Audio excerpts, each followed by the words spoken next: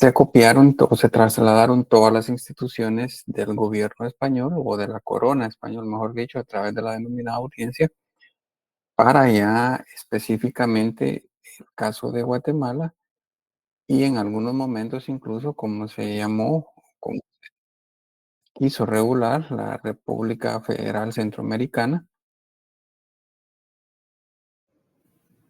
los tributos o la economía en ese momento, hablando de 1821 hasta más o menos 1940, década de los 30 y 40, que se tenía una economía basada en la agricultura.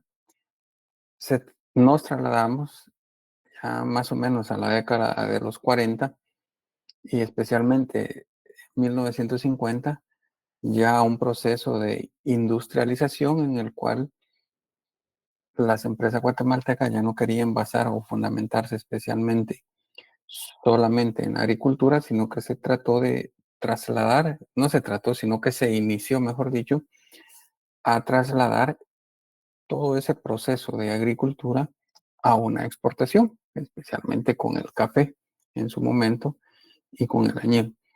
El sistema impositivo federal en ese momento se destinó al sostenimiento de la República, los ingresos provenientes de tabaco, alcabala marítima, correos y polvo.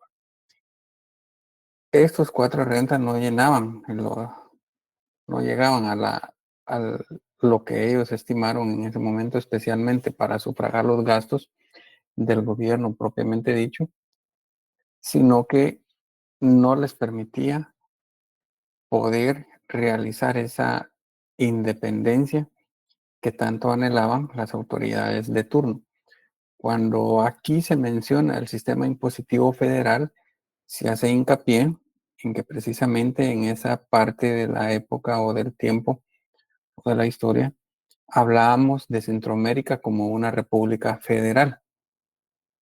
En consecuencia, todas las leyes que se emitieron en ese momento tenían ese carácter especialmente federal porque regían en todas las repúblicas de Centroamérica y en algunos meses, especialmente de 1821 a 1823, se incluía también dentro de ese concepto de sistema federal a lo que es en México porque fuimos anexados durante un lapso de más o menos año y medio, 2 años, a lo que es el gobierno mexicano y por eso era que también en ese momento pues, podríamos hablar de una sola república federal desde México hasta Costa Rica.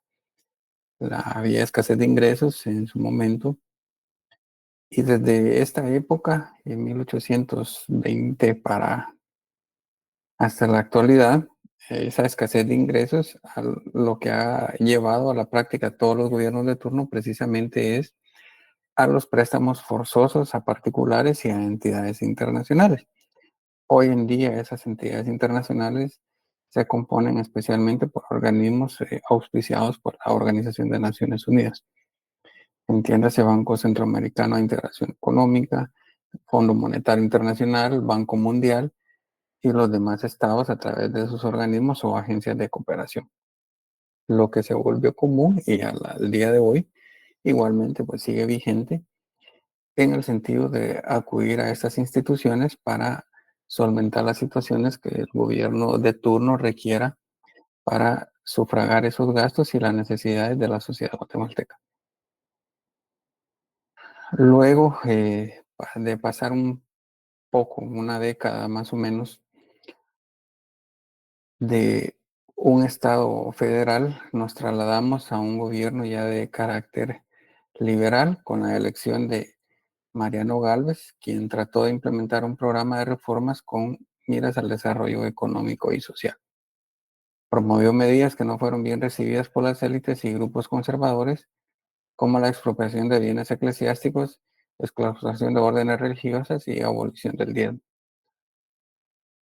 Si ustedes analizan detenidamente la historia de Guatemala, como les he indicado en la clase anterior, especialmente en la historia de los tributos, se van a dar cuenta que en muchas aristas o en muchas esferas de la vida cotidiana, se entrelazan y en algunos momentos se puede hasta llegar a confundir cuando uno está hablando específica de un tema específico, perdón, como puede ser lo religioso, lo social o político, porque deveníamos de un sistema donde la iglesia tenía prácticamente el monopolio tanto de la regulación o de la legislación como de los ingresos de los particulares y de esa dirección política y social sobre la población. Y con este primer gobierno de corte liberal se ven los primeros indicios de lo que un gobierno quiso realizar sobre lo que vimos en clases pasadas, hablando de temas políticos o de las finanzas desde la perspectiva de las teorías políticas, en cuanto a esa separación de poderes que hoy en día ustedes ya conocen, y separar precisamente no solo o dividir los poderes de un gobierno, de un Estado, sino que separarlos de las otras autoridades. Y ese es el inicio precisamente de esa distinción que se pueden hacer de sistemas o cuando se hablan de normas, normas jurídicas, normas sociales, normas políticas, normas religiosas o normas morales, para ir separando no solo las normas, sino también las autoridades y en consecuencias las instituciones que van rigiendo cada una de esas épocas en la sociedad guatemalteca. Entre las medidas económicas que implementó Mariano Gálvez encuentran el incentivo de cultivo de la grana o cochinilla y del café, la construcción de caminos o la mejora de las existentes y la colonización por medio de la inmigración.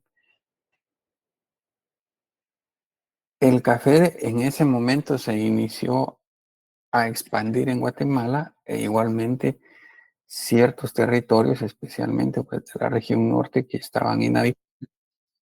El gobierno de Mariano Gálvez empezó a dar financiamientos y colaboraciones con otras instituciones para que tanto la población guatemalteca como extranjeros pudieran venir y explotar esas tierras vírgenes que hasta ese momento pues eran inexplorables para cualquier persona y con esa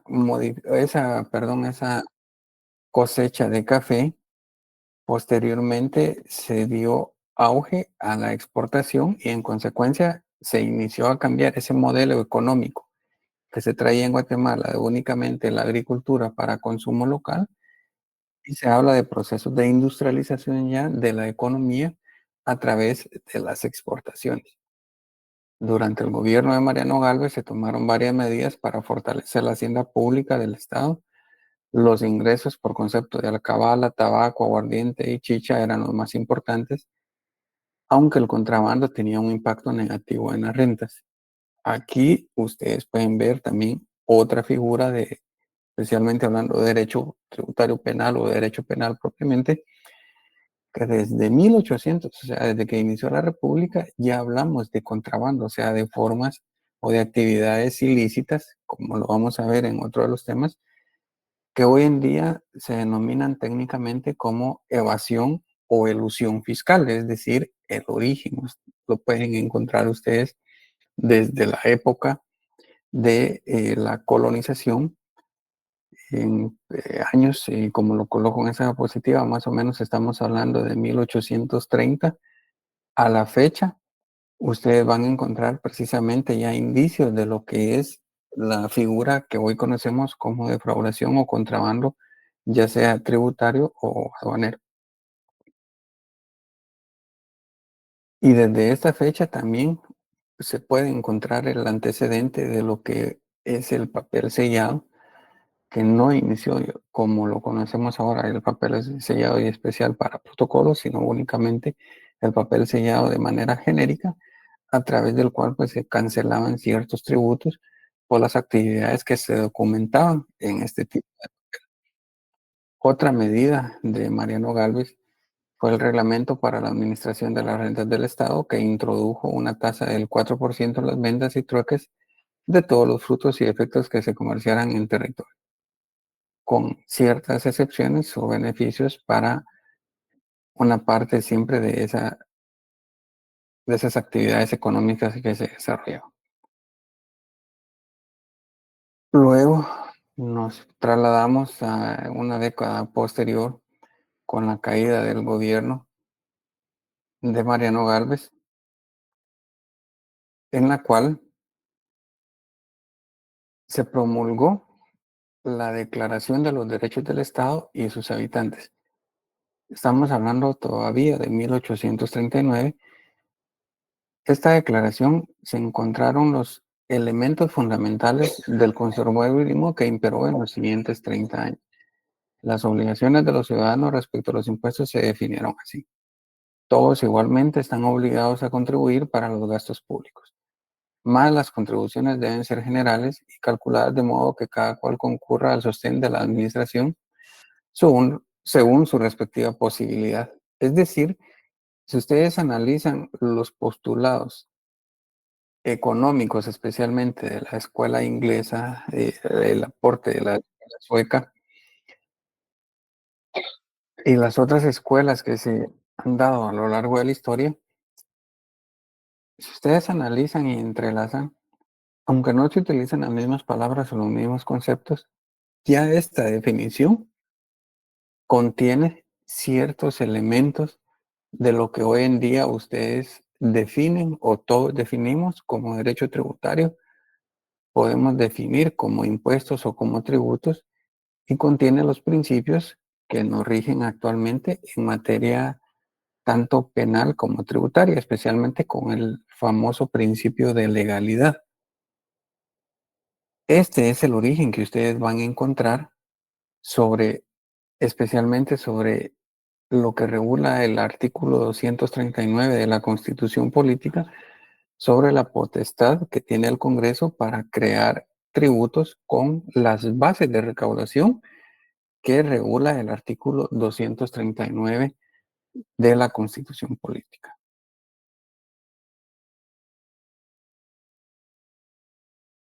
Luego, ya en 1850, pues se inicia la transición a la economía cafetalera, lo que posteriormente dio origen a ese proceso de industrialización, de pasar de la agronomía a un proceso exportador. Durante los 2 años que estuvo Miguel García Granados en la presidencia, se tomaron diversas medidas específicamente de carácter tributario. En primer lugar, se puso fin al monopolio privado de aguardientes y se establecieron cuotas mensuales sobre la destilación y la venta de aguardiente y chicha. Se crearon impuestos por derechos de exportación y se gravaron ciertos productos que se exportaban en ese momento soberanos de mayor agua: café, cochinilla y añil. Se crearon o modificaron algunos tributos, entre ellos la alcabala, y se decretó el impuesto denominado contribución urbana, que estableció un gravamen del 5% sobre la renta que anualmente produjeran o pudieran producir las casas, tiendas o almacenes situados dentro de un poblado, el primer impuesto directo establecido en muchos años. Y este también es el antecedente a lo que ahora conocemos como impuesto sobre la renta. Posteriormente también, durante todos los años de García Granados, van a encontrar ustedes también el antecedente histórico sobre la consolidación de impuestos o aranceles que se aplicaban a los procesos de importación, especialmente de bebidas alcohólicas, y en ese momento se gravó también las exportaciones por la importancia económica que producían esa actividad económica. Luego nos trasladamos, al periodo de Justo Rufino Barrios, ya desde finales o las últimas décadas del siglo XVIII, mantuvo la estructura de García Granados con la tendencia a aumentar la recaudación proveniente especialmente de bebidas alcohólicas y de las importaciones. Rufino Barrios introdujo algunos impuestos directos y la acción más efectiva para aumentar la recaudación resultó ser el aumento de los derechos de importación. Aumentó los impuestos aplicados a exportaciones, mientras que las bebidas alcohólicas igualmente tuvieron una tendencia de crecimiento. Y la primera ley de carácter tributaria, que en ese momento se denominaba fiscal, precisamente la van a encontrar ustedes durante el periodo del gobierno del general Justo Rufino Suárez, 1873 a 1885, se creó el primer código fiscal de Guatemala a través del decreto número 263. Si ustedes consiguen este decreto, van a ver que todavía hay algunos resabios o algunas instituciones que siguen vigente al día de hoy. Pero lo importante como dato histórico y dato legal es precisamente esa creación del primer Código Fiscal de Guatemala en 1881. Luego nos trasladamos al gobierno de Manuel Lisandro Varillas con una nueva crisis fiscal. La importancia de impuestos aplicados a las exportaciones fue mayor y probablemente fue el gobierno con la política tributaria menos débil de todo el siglo XIX. Reina Barrios implementó una política fiscal vulnerable y de corto plazo, concentrándose en reformas a ese código fiscal. En 1894 decretó la Ley de Contribuciones que reformó algunas leyes contenidas en el primer Código Fiscal de 1881. Gobiernos de corte liberal tomaron medidas para estimular y proteger la industria nacional con la denominada protección arancelaria e incentivos fiscales. Igualmente, si ustedes analizan toda esa historia de incentivos fiscales o exoneraciones que en algún momento se dan, los antecedentes específicos en Guatemala los van a encontrar durante este siglo, inicios del siglo XIX y finales del siglo XVIII, como leyes específicas en materia fiscal, se lo denominaba en ese tiempo, ahora se conoce como materia o derecho tributario. Luego ya nos trasladamos a inicios del siglo XIX con el gobierno de Manuel Estrada Cabrera, que heredó la crisis fiscal y una inflación que hubo en su momento. Ya estamos hablando también a nivel mundial de inicios o con la Primera Guerra Mundial. Una de sus primeras medidas tributarias fue aumentar los derechos de importación. Este aumento regía para todas las mercancías sin ningún tipo de distinción. En 1899 se grabaron con derechos de exportación 4 artículos. Banano, que en ese momento ya iniciaba con el auge y a competir con el café como uno de los productos de mayor importancia económica en Guatemala.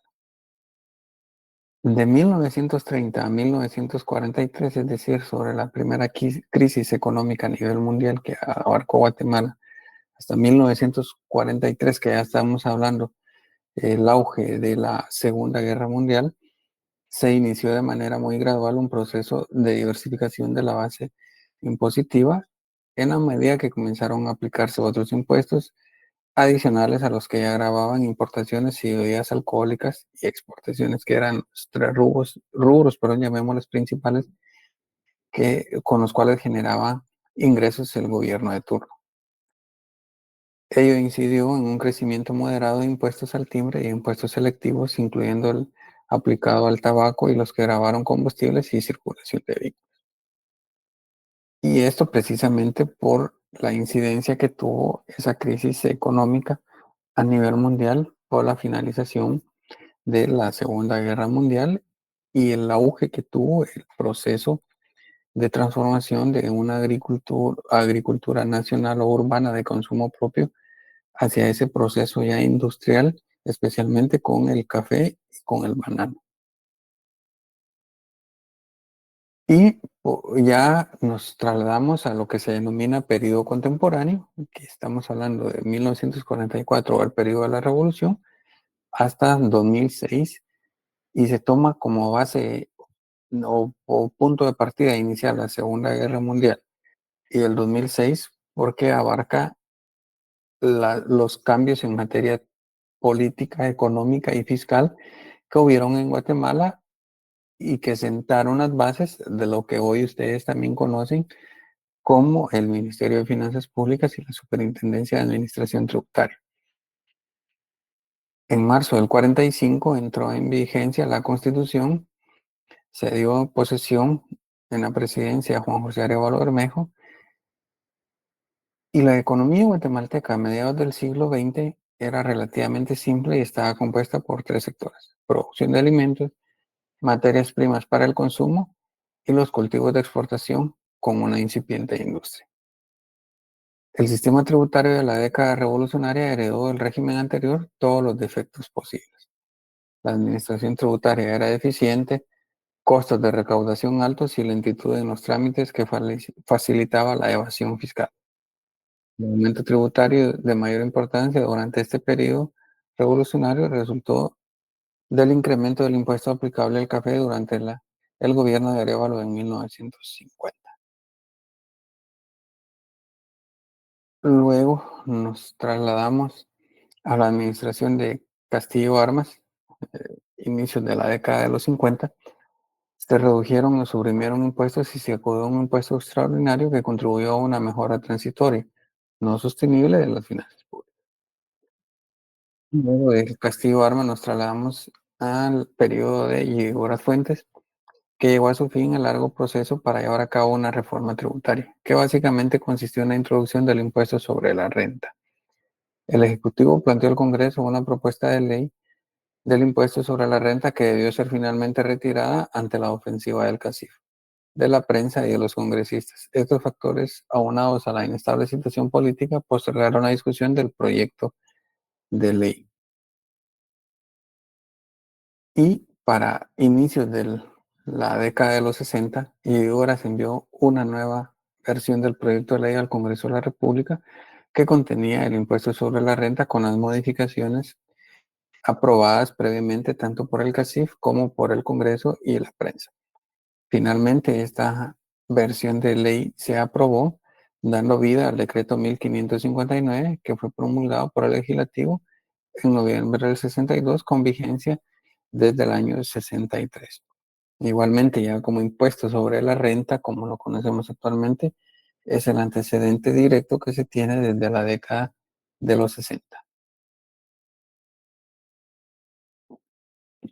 Igual con ese proceso de industrialización de la economía, aparte de los cambios específicamente en materia tributaria, se dio o se readecuó ese deseo que tenían los gobiernos de turno de unir a Centroamérica, lo que dio auge a una nueva política de integración con las repúblicas de Centroamérica y se creó nuevamente ese mercado común centroamericano o se retomó esa visión que se tuvo de unir o se tiene de unir a Centroamérica a través del mercado común centroamericano. La industrialización y la diversificación agrícola también tuvieron auge bajo esa política fiscal de protección a la industria nacional. ¿Y por qué se dio esa protección a la industria nacional?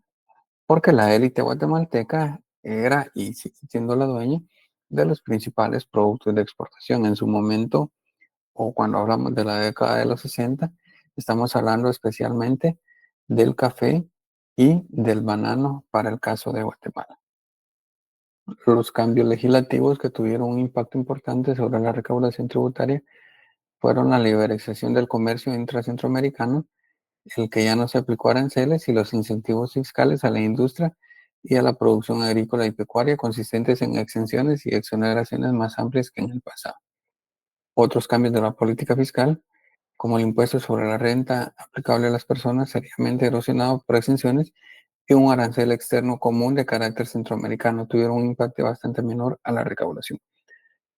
Si ustedes analizan en materia tributaria, desde la perspectiva constitucional van a encontrar en los artículos, si mal no recuerdo, 149, 150, 151 y no me recuerdo cuáles otros, precisamente ese deseo y esa distinción que se realiza específicamente para que los gobiernos de turno se vean en alguna manera con ese deber o con esa obligación de realizar esa integración centroamericana. Y el mercado común centroamericano aparte de verlo desde la perspectiva económica, también incide en lo que es esa distinción tradicional del derecho que nos han enseñado siempre.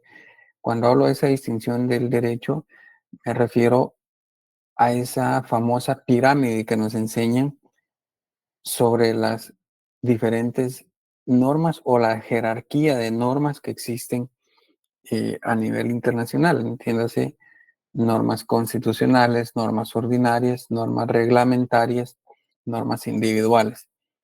¿Por qué? Porque cuando ustedes estudien o profundicen el derecho tributario, especialmente se van a dar cuenta que se rompe esa tradición jerárquica de leyes derivado precisamente de esos artículos que les acabo de mencionar, si mal no recuerdo específicamente el artículo 150 y otros que se refieren a las funciones tanto del organismo ejecutivo, especialmente a través del presidente, los ministros que lo acompañan en su gabinete económico y las funciones específicas que regula la Constitución al Congreso de la República, principalmente en el artículo 239 constitucional, porque cuando se crea este mercado común centroamericano con la venia de todos los países, esa potestad tributaria o ese principio de legalidad se transfiere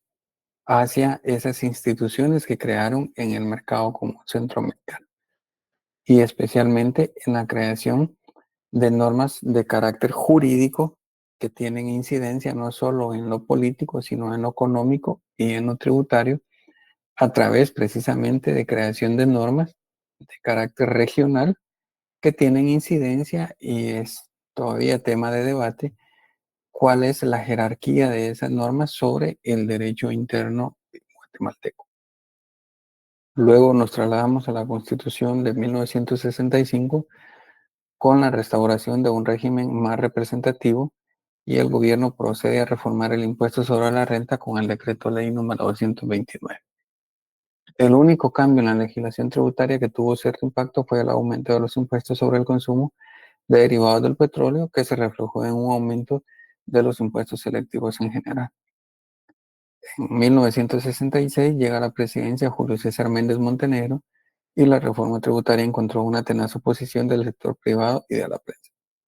La carga tributaria se mantuvo casi constante, pasando del 7.7% en 1966 al 7.8% en 1970. Esta carga tributaria se mantuvo durante varias décadas del siglo pasado, o antepasado, mejor dicho. El efecto negativo de la liberalización del comercio intracentroamericano y de los incentivos sobre la recaudación de aranceles aplicables a la importación se continuó manifestando, es decir, esos privilegios que tenían ciertos productos para ingresar a Guatemala erosionaban esa base fiscal que pretendían reformar con la creación o la imposición de nuevos tributos. La reducción de la recaudación obtenida de los impuestos tradicionales se interpretó como una crisis fiscal que afectó con similares grados de intensidad a todos los países de Centroamérica. Para el conjunto de países centroamericanos se concibió entonces el Protocolo de San José, que introdujo sobretasas a los aranceles de importación. Este Protocolo de San José de 1968, como les indiqué, es uno de los ejemplos que ustedes pueden encontrar, que puede ser objeto incluso de análisis o de investigaciones, incluidas trabajos de graduación, precisamente sobre esa distinción o esa diferenciación desde el punto de vista que ustedes lo quieran ver sobre la autoridad que tiene el Congreso de la República para crear y especialmente en el ámbito de impuestos, decretar impuestos versus esas atribuciones que le trasladaron a través del presidente, de los presidentes de la República de Centroamérica a ese Consejo de Ministros de Integración Económica, es decir, a todos los ministros de Centroamérica reunidos en un consejo precisamente para la creación, modificación o extinción de impuestos para el comercio internacional. En otras palabras, la creación de impuestos al comercio internacional, sean importaciones o exportaciones, no recae en el Congreso, sino que recae en este Consejo de Ministros de Integración Económica derivado de ese traslado de potestades que se le realizó por los presidentes de la República. Luego nos trasladamos al periodo de Arana Osorio también, que planteó una modificación de aranceles de exportación como única salida a esa crisis económica que se vivió en su momento. Consistía en aumentar con carácter progresivo los derechos de exportación correspondientes a café, algodón, azúcar, carnes y mariscos. Se inició una nueva batalla en la que industriales y agricultores, especialmente cafetaleros, lograron impedir la aprobación del decreto original, consiguiendo rebajas significativas en las franjas libres de aranceles. Desde el año 79 al 81 figuraron como los años más violentos de Guatemala y la carga tributaria aumentó transitoriamente y luego se desplomó.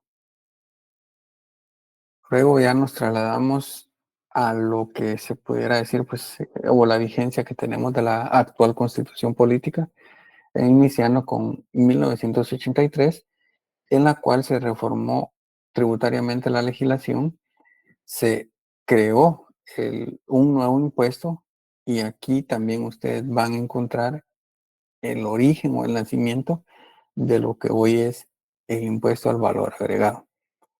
La primera ley del impuesto al valor agregado en Guatemala se promulgó a través del decreto ley 7283. Mejía Víctores, luego del golpe militar y por la debacle económica y presiones del Fondo Monetario Internacional, planteó una nueva reforma tributaria en 1985. Emitió 4 decretos que provocaron el rechazo unánime del sector privado. Se derogaron estos decretos y resultó un nuevo paquete tributario que no alteró sustancialmente la débil y regresiva estructura tributaria del país. Ya con el primer gobierno civil, posterior a 1985 y la constitución que actualmente nos rige, nos trasladamos al periodo de Vinicio Cerezo Arévalo, quien trató de llevar a cabo otra reforma tributaria. En 1987 fue la primera en ser impugnada en la Corte de Constitucionalidad. El paquete tributario cobró vigencia de 1987. Y luego, ya en la década de 1991 o el quinquenio del 91 al 95, el sistema tributario fue bastante vulnerable a cambios en el entorno económico y político, especialmente a los denominados o a las negociaciones de los acuerdos de paz que se llevaron durante ese quinquenio, que tuvo incidencia precisamente por esa guerra que se vivió interna en Guatemala en el factor económico y político, para lo cual pues esa guerra y todos los antecedentes sociales que se manifestaron en Guatemala causó inestabilidad que se vio reflejada incluso en esas reformas tributarias que se plantearon en esos gobiernos del 91 al 95. Se crearon y se implementaron impuestos temporales y en 1995 se identifica como un nuevo hito que inauguró esa nueva etapa de cargas tributarias, todavía precarias, pero ya con cierta tendencia a subir. Es decir, aquí estamos hablando de un impuesto que rondaba el 5%, especialmente en el IVA, ya se empiezan a subir esos porcentajes sobre el IVA especialmente y el impuesto sobre la renta. En 1996 llega a la presidencia Álvaro Arzú y a finales del 97 emprendió una reforma tributaria, que además esta reforma obedecía no solo a sus políticas fiscales o económicas, sino también al compromiso que había adquirido el gobierno o el Estado de Guatemala con el Fondo Monetario Internacional de elevar la carga tributaria al 8.5% sobre el Producto Interno Bruto. Ese paquete tributario fue rechazado también por el CACIF, especialmente el YUSI, que en su versión original pues, no tuvo o no nació a la vida jurídica. Cuando entró en vigencia hubo protestas por lo que fue derogada y se emitió un nuevo decreto en marzo de 1998. Igualmente, en febrero de 1998 se aprobó la ley de la creación que crea la Superintendencia de Administración Tributaria y se inició un proceso de negociación respecto a la temática fiscal. Por último, con la historia, pues durante el gobierno de Alfonso Portillo se firmó un pacto fiscal.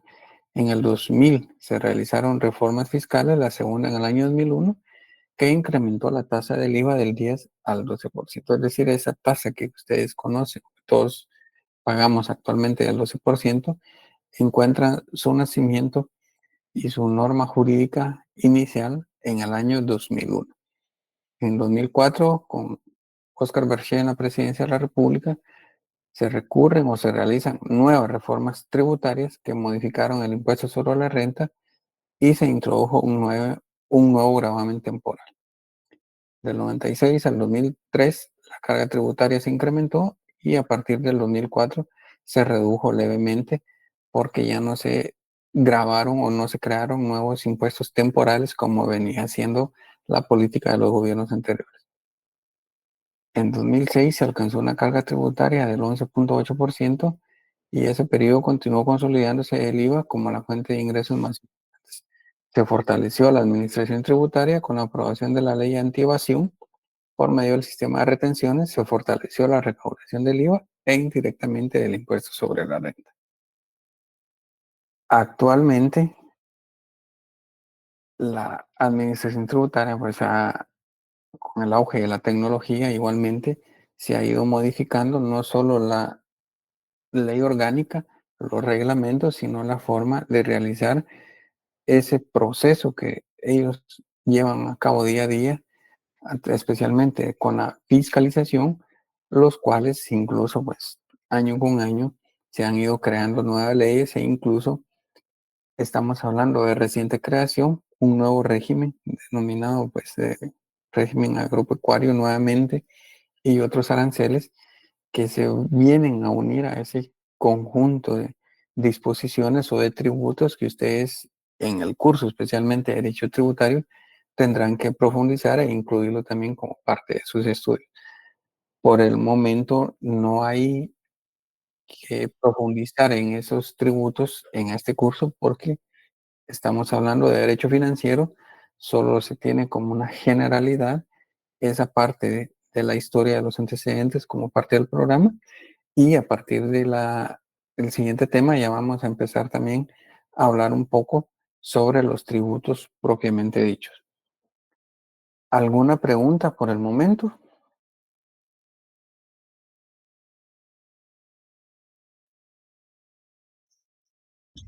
De mi parte está todo claro, licenciado. No, Lick. No, para respetar también lo que les había dicho, solo quise terminar ahorita, por eso me pasé 10 minutos.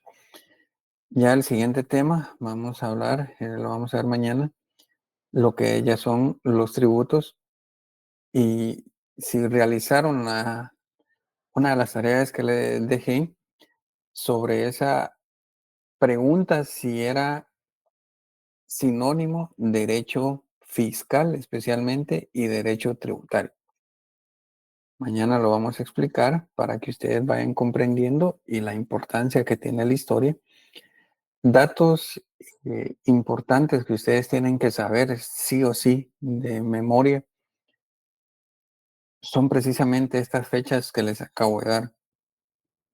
Cuando se creó el primer código fiscal en Guatemala, cuando se promulgó la primera ley del IVA, cuando se creó especialmente la Superintendencia de Administración Tributaria, porque son datos históricos que les van a servir no solo para este curso, sino también para otros cursos y especialmente para sus privados. Entonces, esas fechas sí son importantes que ustedes las memoricen y las recuerden. ¿Cómo les está yendo con las preguntas que les he dejado? Bien, Lick. Pues Bien, Lick. Sí, sí, bastante bien. bastante Por lo bien. menos ya nos va dando una idea de, así como usted nos explicó, que más o menos cómo podría venir el examen y las preguntas, pues están así como que bien concretas. Que así venga todo el examen, Lick, porfa. Por En dos. en la primera mal, dice alguien ahí. En la Sí, en la segunda primera muy nos bien. fue mal. No, Ya que la aprendíamos, Lick. Miren, como les dije, a mí me gusta dar clase porque uno aprende. Aquí todos estamos para aprender, pero Repito, yo sé que ustedes ahorita tienen la presión que por ser el curso de vacaciones ya es la última oportunidad, pero quítense esa presión, quítense ese estrés, lean tranquilos, estudien, analicen, especialmente de derecho no se memoriza, sino que se analiza, se interpreta y se comprende. Y así a ustedes se les va a facilitar. Pero si ustedes tienen esa presión, yo sé que uno se atormenta y va a ser más difícil. Las preguntas, como cualquier otro examen, como cualquier otro curso, son básicas, no solo para derecho financiero. Ustedes tienen que saber lo mínimo, lo elemental, lo básico de cualquier área del derecho. Y esa es la forma que trato de, así está el programa también del curso de Derecho Fiscal o Derecho Financiero, perdón, de abarcar esas generalidades para que ustedes lo comprendan. Y mañana voy a explicar, espero que hayan investigado un poquito para que cada uno de ustedes comprenda si hay o no diferencias o por qué esas diferencias que en algún momento se dieron o se dan sobre esos conceptos. Cuando se los explique mañana, eso les va a servir también a ustedes para decir, bueno, por eso es que es importante analizar cada una de las instituciones para que no nos confundamos de alguna manera sobre los conceptos que estamos viendo: derecho fiscal, derecho financiero, derecho presupuestario, derecho de la hacienda pública. Aquí alguien me da una pregunta. En la primera, tengo duda con el fundamento constitucional del régimen financiero. Según leí, la Constitución decía que era el 118, pero la tuve mala. No, por eso les digo, lean, para el que me hizo esa pregunta, lea lo que en la Constitución tiene como régimen económico y como régimen financiero. Por eso es que les hice esas preguntas también, que en algún momento pueden ser capciosas. Se las realicé no para que ustedes analicen, y como les digo, cuando uno lee muchas veces da por sentada o que uno sabe ciertas cosas. Pero ese es un ejemplo de esa pregunta que se las coloqué de esa manera porque se van a la lectura rápida y va, tal artículo. Lean y se van a dar cuenta en ese artículo 118, si mal no recuerdo, no tengo la Constitución de qué mano, pero el 118 creo que habla del régimen económico y la pregunta era sobre el régimen financiero. Y por eso, repito, los conceptos. Diferenciar conceptos. Cuando me refiero a conceptos, pueden tomarlo como palabras, como figuras jurídicas. No es lo mismo hablar de derecho financiero que hablar de derecho económico. Bueno, dice en el 237 tiene de subtítulo el régimen financiero. Creo que es el 237. No me recuerdo el artículo, pero precisamente en los acápites de algunos artículos, pero especialmente en los títulos de cada capítulo de la Constitución está precisamente régimen económico, creo que es el 118, y posteriormente, no me recuerdo si es el 237, pero donde dice régimen financiero, ahí van a encontrar ustedes el artículo a continuación de ese título, que es el que rige, valga la redundancia, si es el 237, porque el 239 habla del principio de legalidad. ¿Alguna otra pregunta?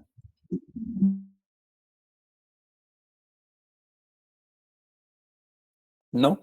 Consejo también, lean despacio cada pregunta. ¿Sí, Marvin? Sí, disculpe, entonces, de lo que acaba de darnos el contenido, estudiamos y nos memorizamos las fechas importantes, ¿verdad? Sí. Eso les va a servir no solo para ahorita. Gracias, Lick. Con gusto.